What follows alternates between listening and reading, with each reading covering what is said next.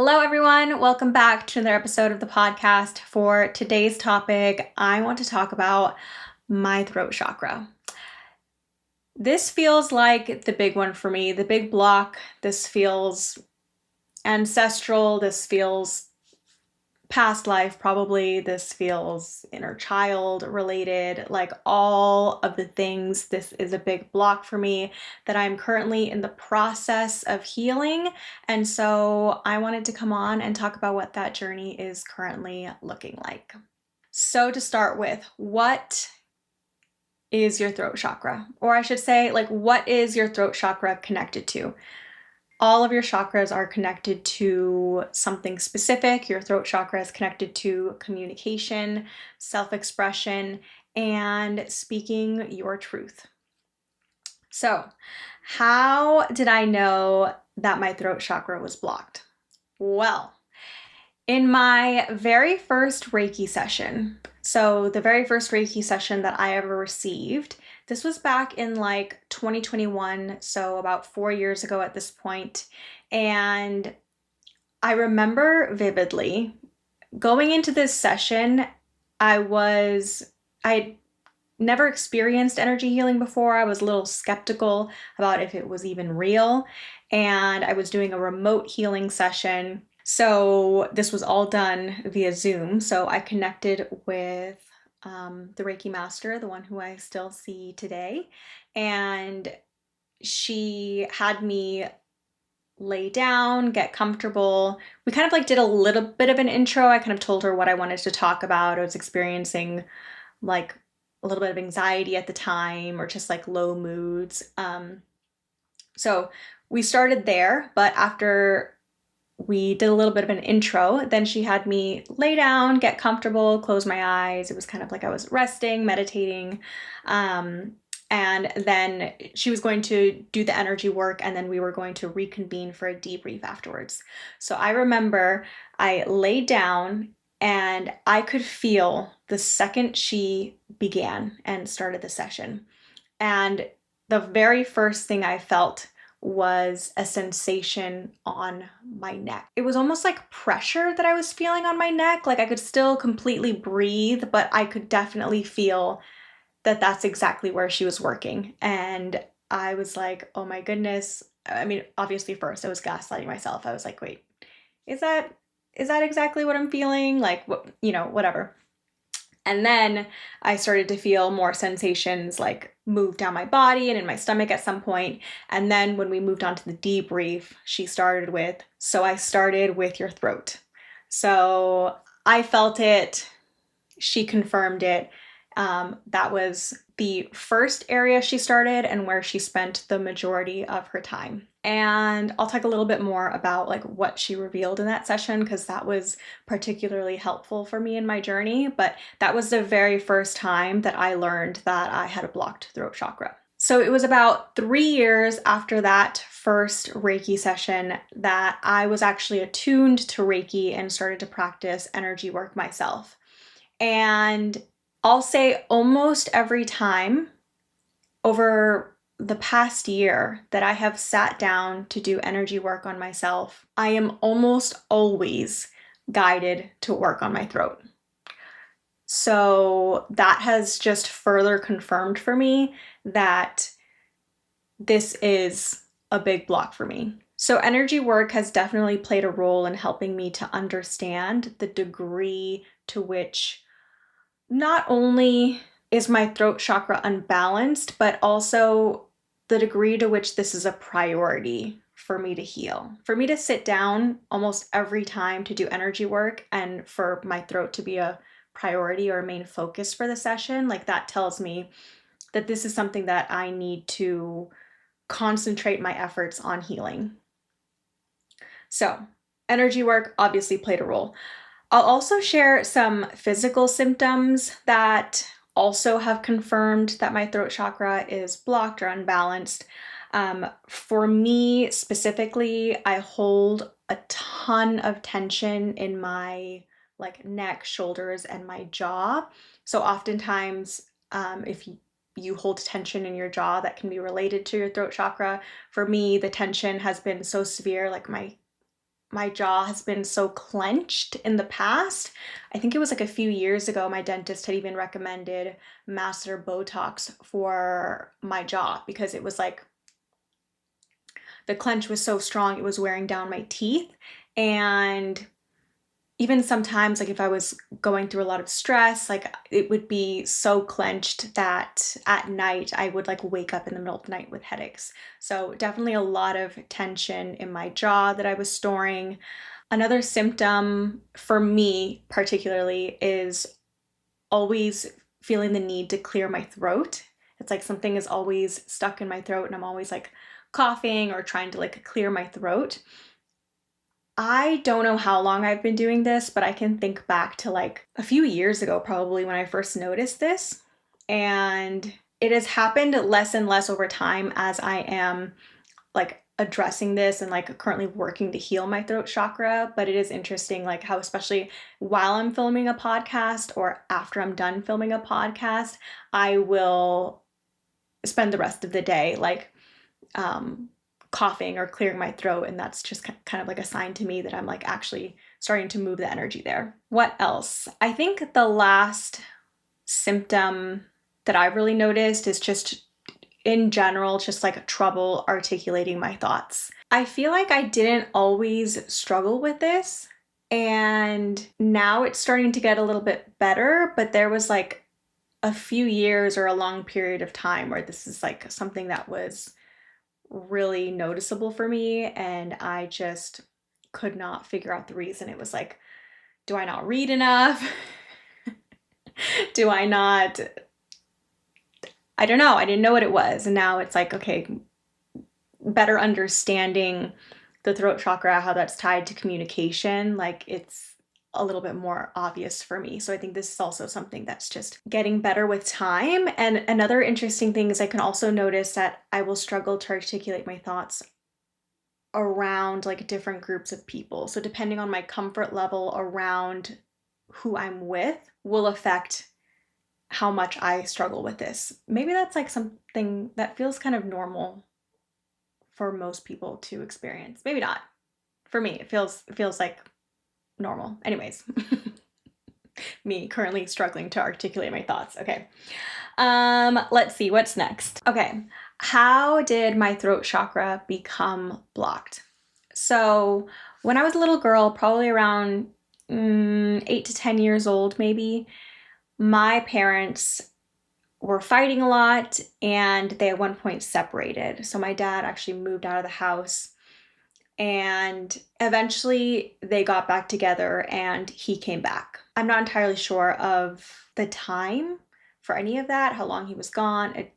When he came back, it doesn't really matter. Anyways, that took place. And I say this because this is when a specific pattern started for me.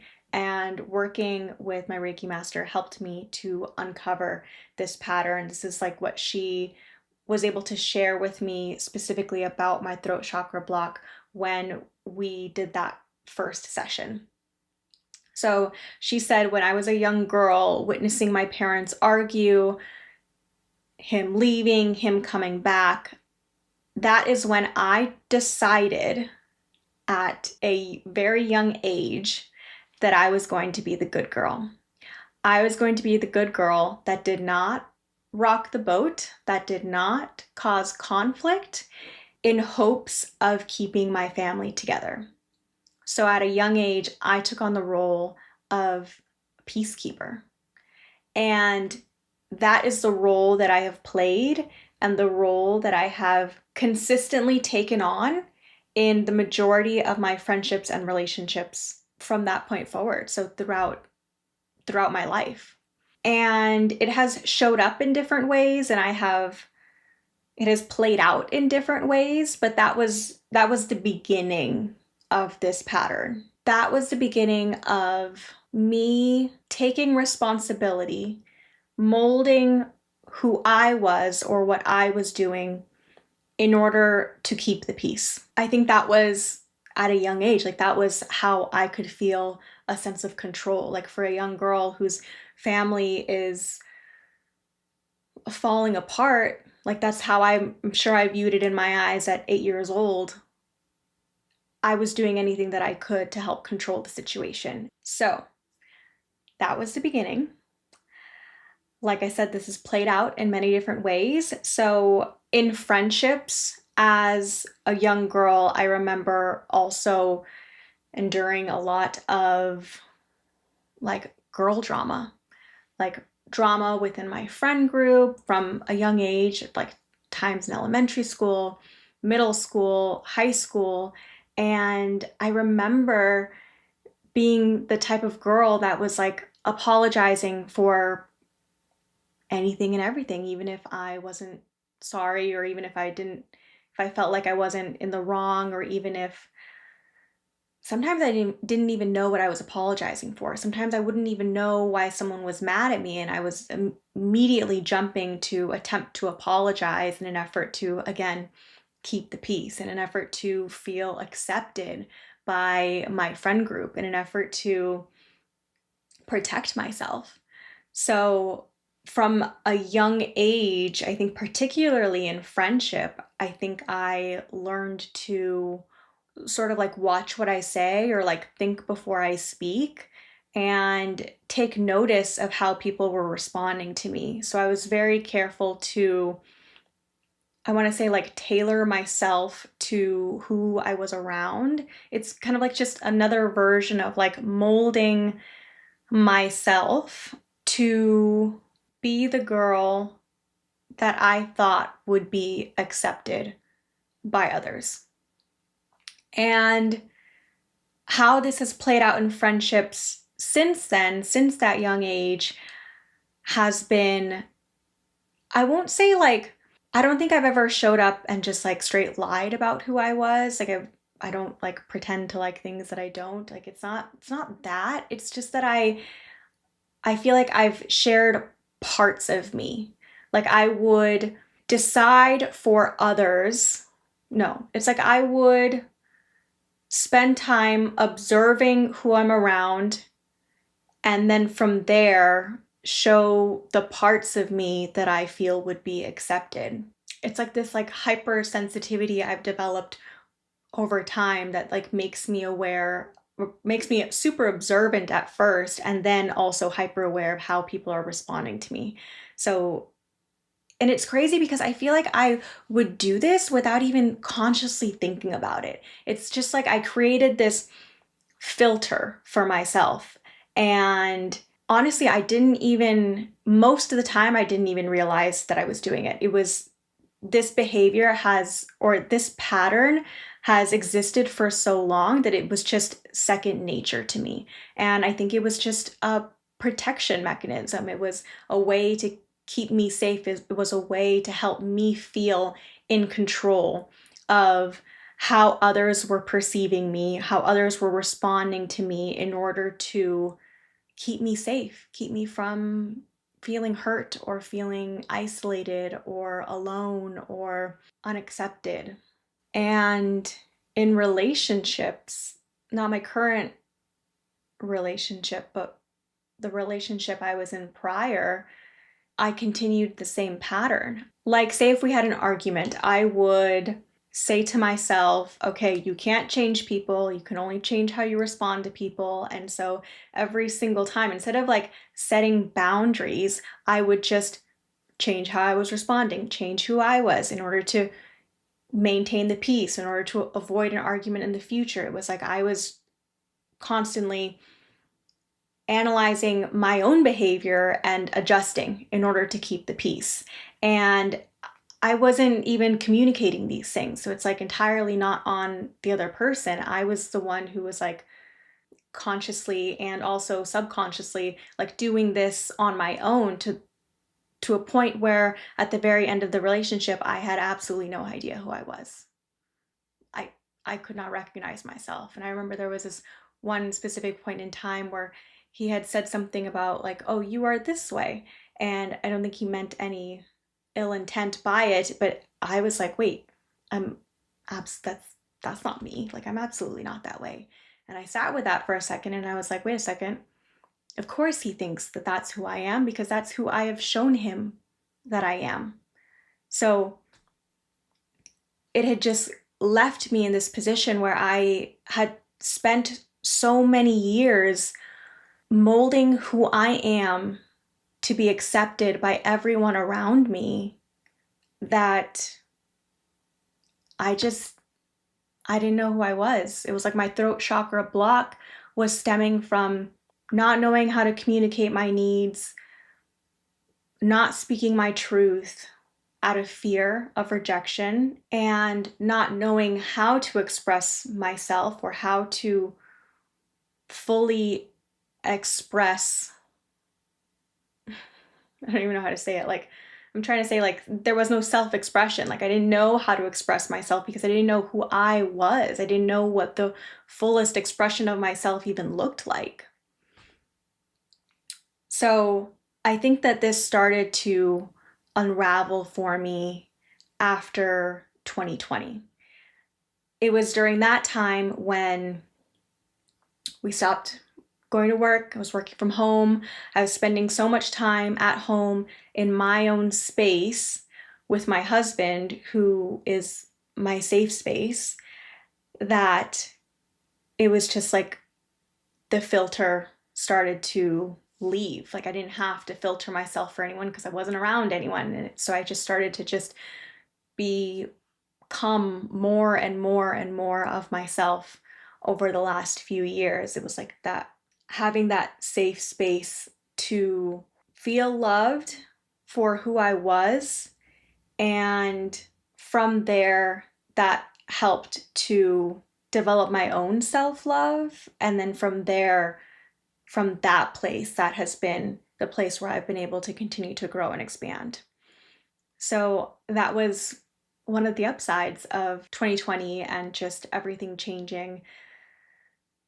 It got to a point where I was so used to just being at home with me and my husband and our dogs and just like being myself, that then I would go outside and I would almost like forget to put the filter back on. It was like I would catch myself saying things that I wouldn't normally say around specific people. And it was like, it's because like the mask is just like so used to being off that now I have to like consciously put it back on, versus like before it was an entirely subconscious thing. So I'll say that has definitely played a role.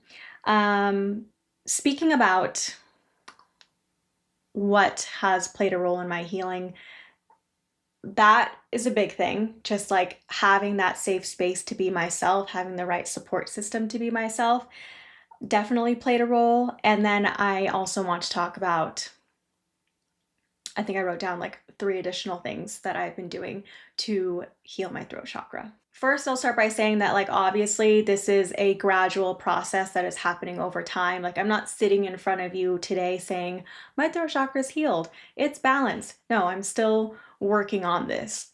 The first thing I'll say is definitely energy work has played a huge role in helping to heal my throat chakra. Like, that's where I started to sit down and work on this intentionally. So I won't say every day, but like as often as I sit down and do energy work on myself, I'm usually working on my throat in some way. And this process has involved releasing a lot of stored energy and stored emotion in my jaw. This has involved processing a lot of anger. So sometimes I'll sit down and do energy work and I will just feel rage. And I just surrender to it and let myself feel the emotions that are stored in my body, and it will move through me like a wave. It'll come and it'll go. And that is just helping to release any emotions that I'm storing. I was told I specifically store anger in my jaw instead of allowing myself to feel that in the real time. Probably because I'm trying to keep the peace. Okay. Also a lot of like inner child healing. So this involves like talking to my inner child, or this involves like releasing energy tied to inner child wounds, things like that. Okay. Aside from energy work, the second thing is learning to be okay with triggering people. This one has been hard for me, if I'm being honest. So, what has been extremely helpful for me throughout this process is what I've learned in somatic hypnotherapy. So, when I was doing somatic hypnotherapy, what I was tasked with on a weekly basis was bringing to the table things or events or situations, whatever, that was triggering for me that week. So I would come and bring like 1 to 2 things that triggered me that week. Maybe it was something someone said to me that was triggering, and by triggering I mean it evoked a strong emotional response within me.